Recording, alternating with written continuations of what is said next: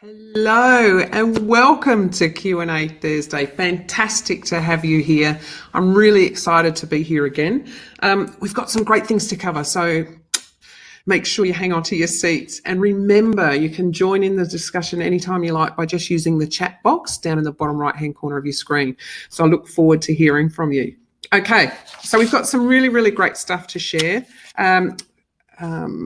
I'm excited about today because we actually got a question come through, and it was all around, how do I deal with my underperformers? So I've got a team of people, and there's one or two members on that team that are underperformers. And when we talk about underperformers, we're talking about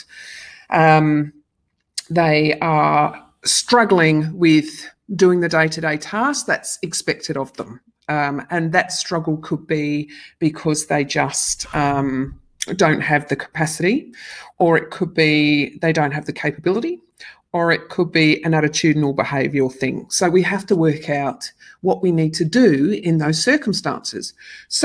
But before we start, without further ado, I want to know who's online with us, who is sharing our...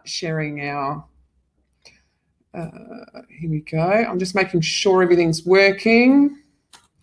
So who is online with us? If you are online, can you please write hi or I'm here or whatever, so I know that you can see and hear me down in the bottom right-hand corner into the chat bar.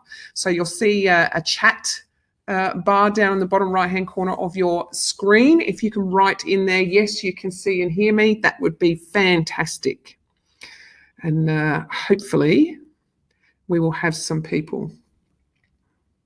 I think there's a few online at the moment. Some people join us a bit later. Hey, Leanne, fantastic to see you.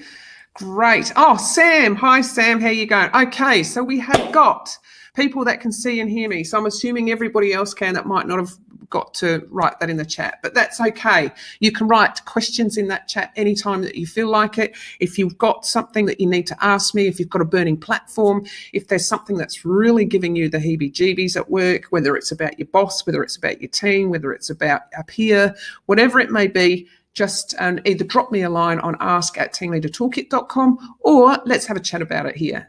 You don't have to say any names, and maybe there's something that we can do to help you. And if I can't, you've got other team leaders on the line that may be able to. So don't hesitate to do that. Now, I've got some exciting news. I'm setting up a time to come to Melbourne. So I want to meet all with my Melbourne participants if I can. That will be at the end of March. So I'm looking forward to finding the time to meeting you guys if I get a chance. And then it'll be Queensland the next month. And then I think I'm going to Sydney the month after that. So I'm looking forward to, I know there's some Melbourneites on the line.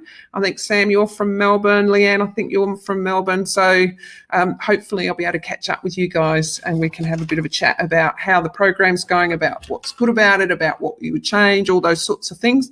And it'll be great to catch up with you too and maybe share a coffee or something. All right.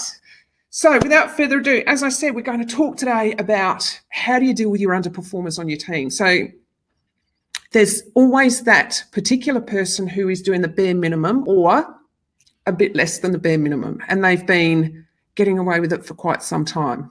And you're not sure if it's capacity, their capability, or perhaps it's an attitudinal behavioural thing that they feel like they only need to do the bare minimum. So we're going to talk about today on how we need to deal with those people, because sometimes we get so busy, caught up with the day-to-day, with the absenteeism, with the issues, with the pieces of kit on the floor not working properly, with, breakdowns, with non-conformances, with quality issues, all those sorts of things that we tend to forget, and these people sort of run under the radar a little bit.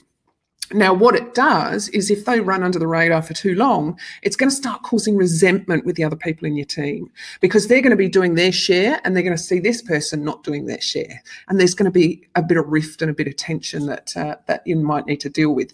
So what we've got to do is we've got to deal with that as soon as the problem occurs, as soon as possible. If it's been going for some time now, better late than never. Let's get onto it. So I'm going to share my screen with you. Now, this is a seamless thing now. I've gone onto this new webinar jam with the new build. All I have to do is do a little click here. I'm just hoping it's going to work for me. And here we are, and I just go start, and then it comes up. Look at that, and I'm here down here. So you can still see me. How good is that for those that haven't seen this? I'm still excited about it. I think it's fantastic.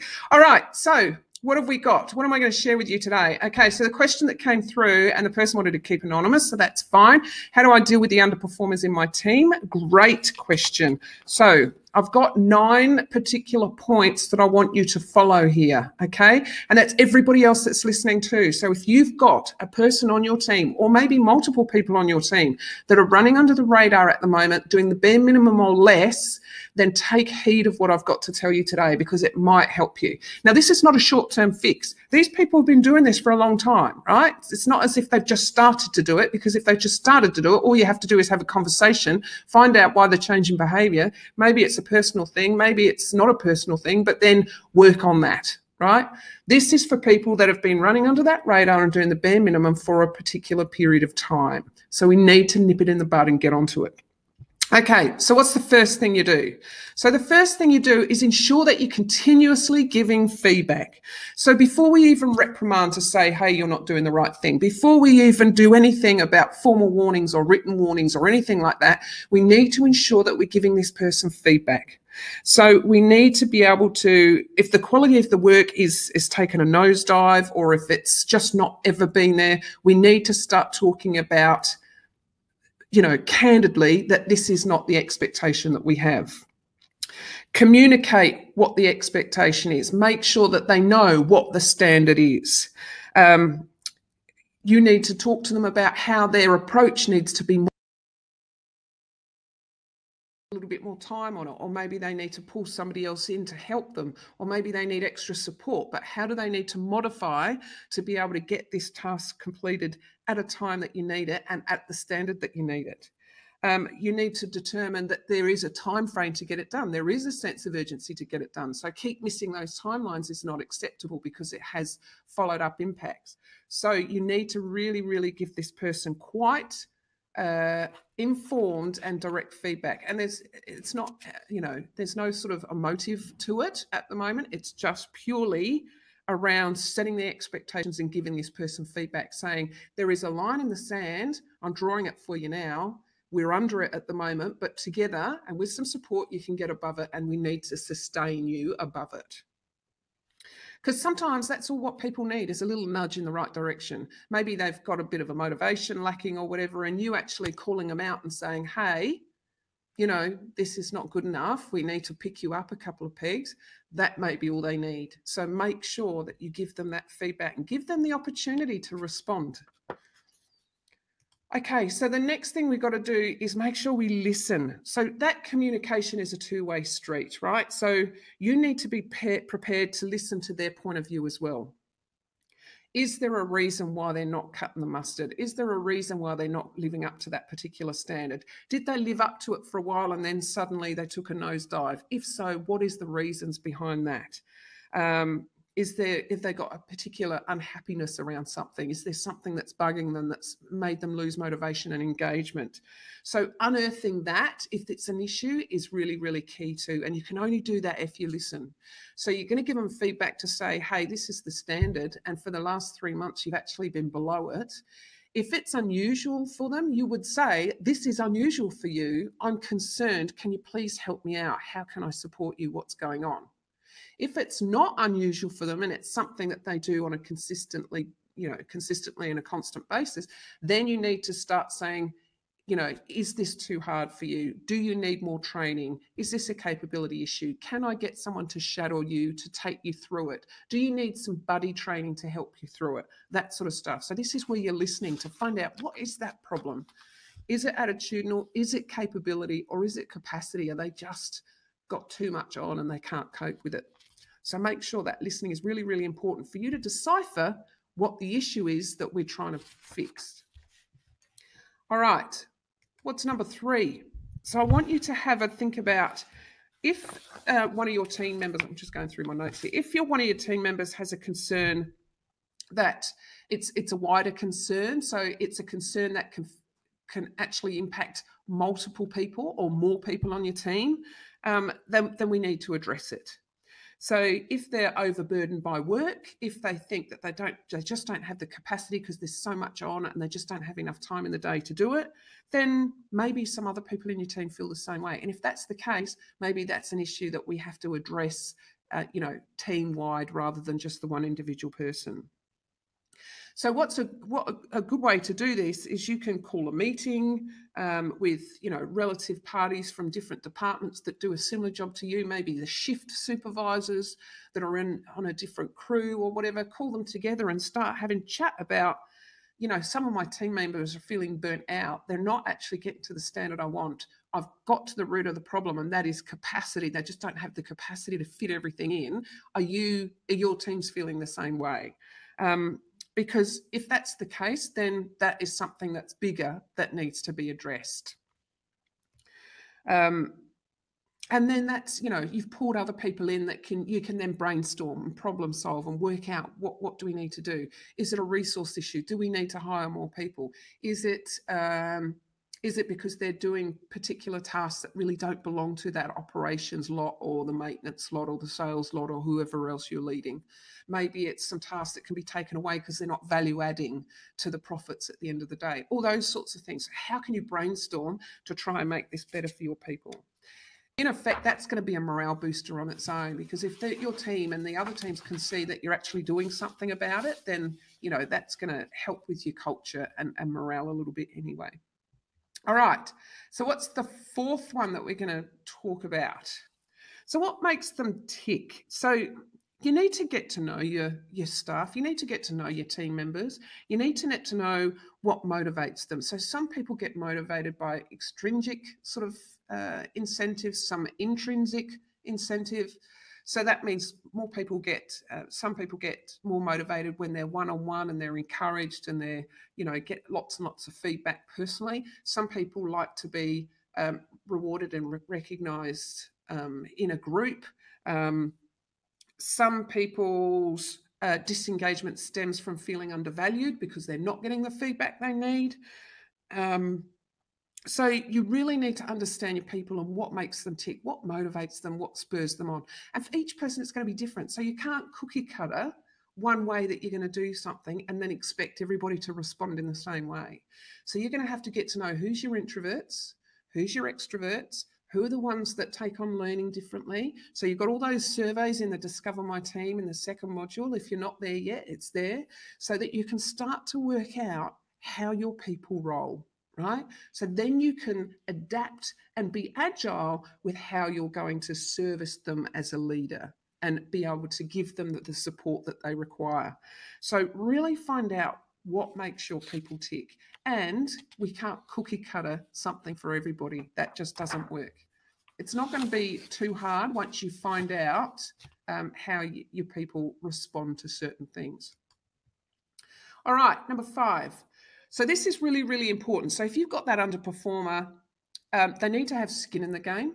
And the way they get skin in the game is they set their goals alongside you, right? So they really need to be included in the process of setting goals. So we need to find something that's going to spur them on, that's going to give them that individual sort of sense of contributing. So if you have a particular project and you say, hey, Johnny, I'd really love you to take on this project. Remember, we've been having some feedback that, we need to lift your standard a little bit. We need to lift you a little bit more.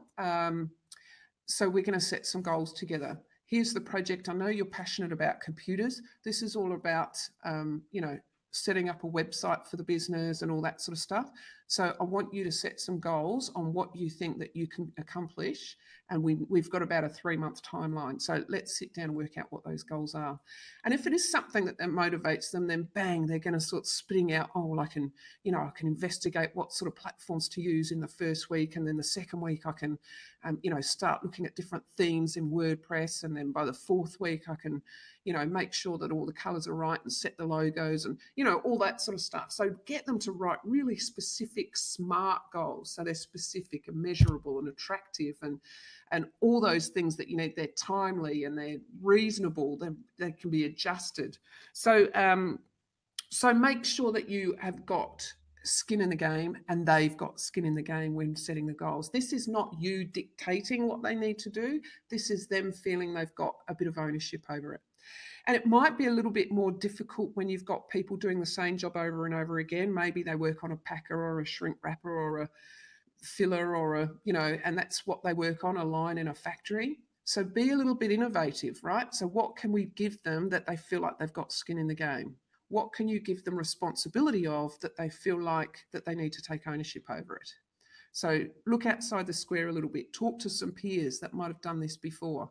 Have a think about it. Talk to your manager if you can't think. Ask us. Maybe we can come up with some stuff and brainstorm here at the Team Leader Toolkit headquarters. So just have a think about how you can do that. But it's really, really important that they have skin in the game. So see what you can do with that. All right. Now, this one's important too. So number 6 is all around following up. So you need to follow up with your team all the time. So once your goals are set and they've got skin in the game, make sure you monitor that progress. Make sure that you're there, that you're supporting, that you're encouraging, you're doing all those sorts of things that you need to do. If you have asked someone to complete something at a particular time, it's really important that you follow that up. Even if it's a couple of days before, saying, hey, Johnny, you were going to get that website up and running by Friday. It's Wednesday. Do you need any support? Are we still online? Are we still on track? That's all it needs to be. He knows that you're making him accountable. He's got a deadline. You know it. He knows it. It just puts that better sense of urgency around the willingness for them to get it done. So it's really, really important that you hold your team members accountable. And you know what? They will know that you've got due diligence in this and that you've got their back and you're supporting them. So it will actually help your team members as well. Yes, it may feel like you're micromanaging, but you're not looking over their shoulder. You're actually going to them and saying, hey, it's due Friday. It's now Wednesday. You got any support that you need from me, or you're on track? You're all good. That's all you have to say. That's all you have to say. All right. So we're following up. Yeah. So really, really important.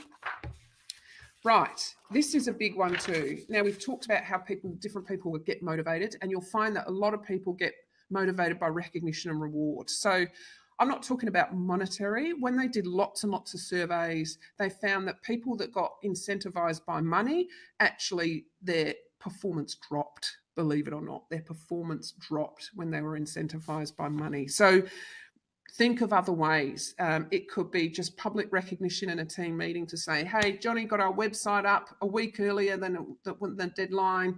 It's on fire. He's already got, 3,000 views.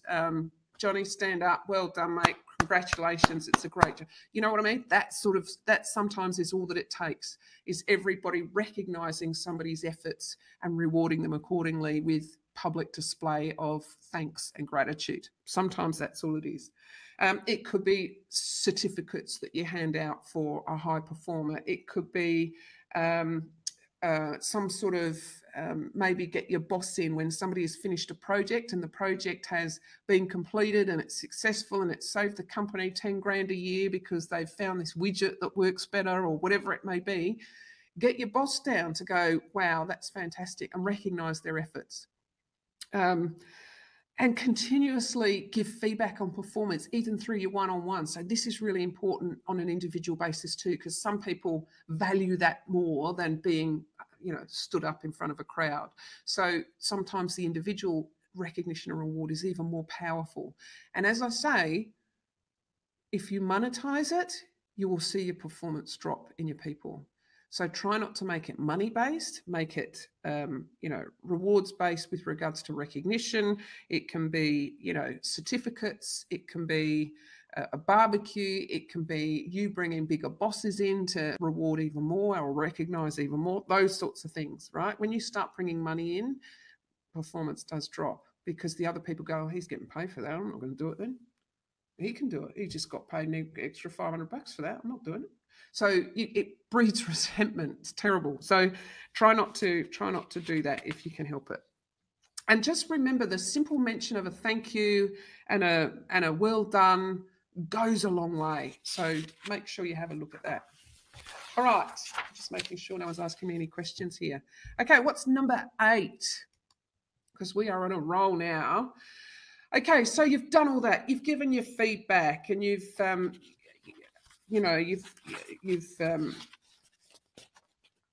given clear feedback. You've listened to what their issues were, and you've addressed any sort of bigger concerns. You've found out what makes them tick, what motivates them, and you're tapping into that. You've created goals together. They've got skin in the game. You've followed up. You've recognised and reward, and they're still falling below the standard. Now it's time to act out. So this is where you've already got all those follow-ups. You've already been writing down all the times that you've kind of had a one-on-one with this person. You've written down their goals. You've written next to their goals when they haven't achieved their goals. So you have got now a timeline of things of where you've supported, where you've trained, where you've given feedback, where it's been quite obvious the standards and expectations, and this staff member or a team member of yours is still falling below the minimum standard. So now it's time to go down the more disciplinary path. You need to formally address this. So whether it's behavioural or results driven, you need to address it. You need to address it. If it's behavioural, you need to address the attitudes and say, what is the standard, what isn't. This is a warning. You have been told on numerous occasions that you're butting in at meetings, or you're talking over the top of people, or your refusal to do the tasks that are issued, or whatever it may be, has been, will not be tolerated. And now we're up to a formal warning stage.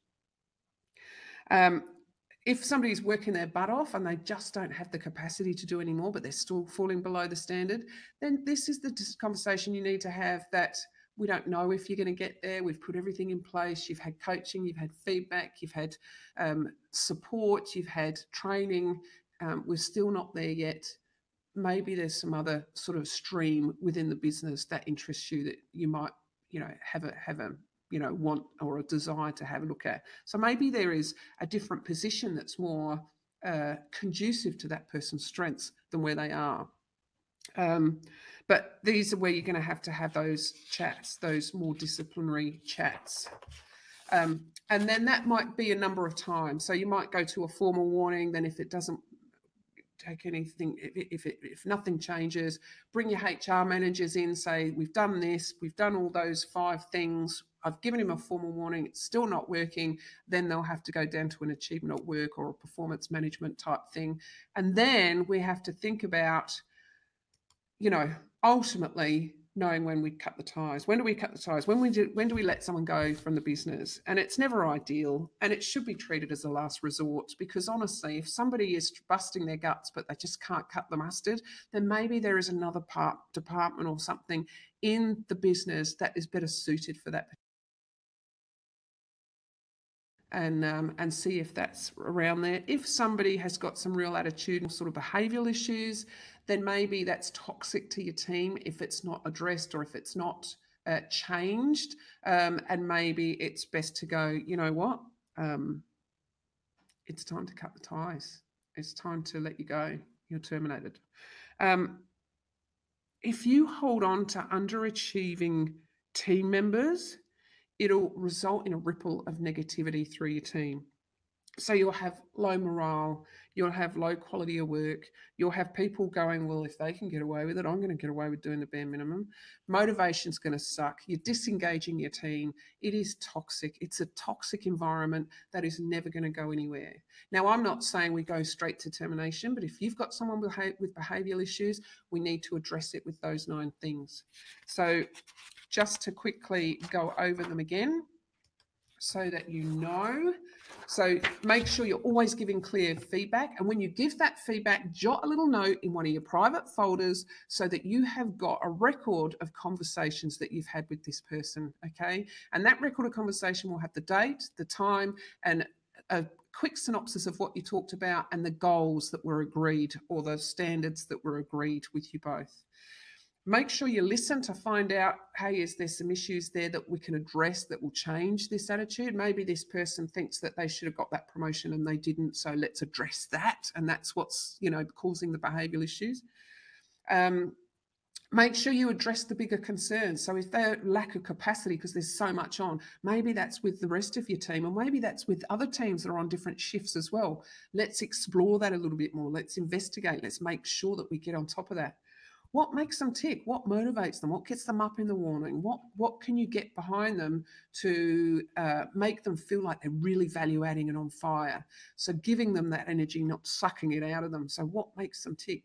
Create those goals together. So make sure they've got skin in the game, they've got ownership over that. So what can you do when you sit down and you've got this particular task you've got to think, say, right, so what do you think you can do? What's your capacity? What goals can you do? This is the thing that we need at the end of 3 months. How are we going to get there? Let's break it up into weekly goals. You do that with me.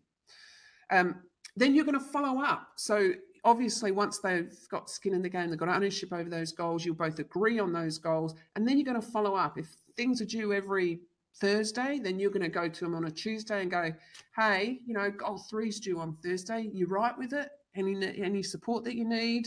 We all good? Those sorts of things. That's all it needs, is that continual making them accountable. So what I'm saying there is you need to stop at not micromanaging. So yes, you're making them accountable by acknowledging that you know that it's coming up Thursday, and acknowledging that you know that there is a deadline coming up. But you're not going to go to them and show me what you've done. It's Tuesday. You've only got till Thursday. You've only done this much. You should have done this much. Not going into that detail. Okay. If they want your support, they'll tell you. If they don't want your support, they'll say, no, I'm good. And then if you get to Thursday and it's not done, well, then that's an issue that you need to give them feedback with. Okay. So don't micromanage. Give them some space to do what they need to do. Just make them accountable and remind them that deadlines are coming. Recognition and reward. So make sure that you determine recognition and reward with your people. And I'm not saying recognizing everything. Somebody gets to work on time. Yay! No. Okay, because that's just taking the mick out of it. It's got to be something that someone puts extra effort into, a task that people are thinking that they're feeling stretched. Those sorts of things I think is really, really important. So not because they've just got up in the morning or they've actually, got to work on time. No. So act out the consequences. So if you've done all this and they're still underperforming, whether it be behavioural or because of capacity or because of capability or whatever, we need to act on this now. So do we go down the performance management route and start an achievement at work plan or whatever? Or do we go to having a look at what else is out there that could support this person and leverage off their strengths? Because obviously this role might not be that particular role for them. And then know when to cut the ties. So know when to say, enough is enough. We've done everything we possibly can. We've given you a warning. I'm putting you in the HR world now, and they're going to take me through and help me actually determine whether you're fit for working here. So there we go. Is there any thoughts about that sort of stuff? And do you have any questions about it? And let me get you back while I there we go. Oh, how good was that? It was just a stop slide presentation. Okay, I'm still learning this webinar jam, which is a different platform that we used last year. Okay, so there's been a few things there. So how did we go? What did we think? Is there any thoughts? Have you had to work with underperformers before? How did you do that? What worked? What didn't? So I'd love to hear from you.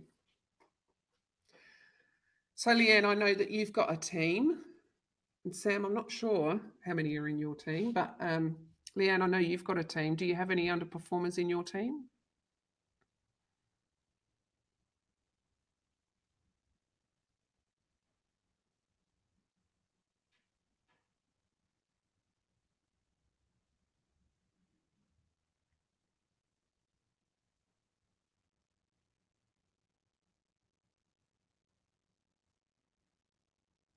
Sometimes I think we should have live chat rather than messaging, because sometimes the messaging doesn't work as well.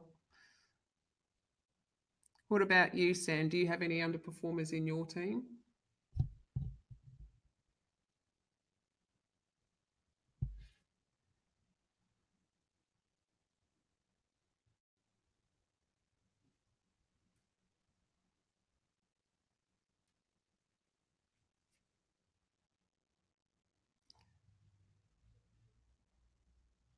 No underperformers in your team, Sam. Great. It's good to know that somebody's got a high-performing team. That's very rare. So now it's the sustainability of that high-performing team, right? That's what you've got to worry about. Right. Is there any questions on anything that we've covered today with regards to dealing with underperforming members in your team? Any questions whatsoever that you need me to answer for you today?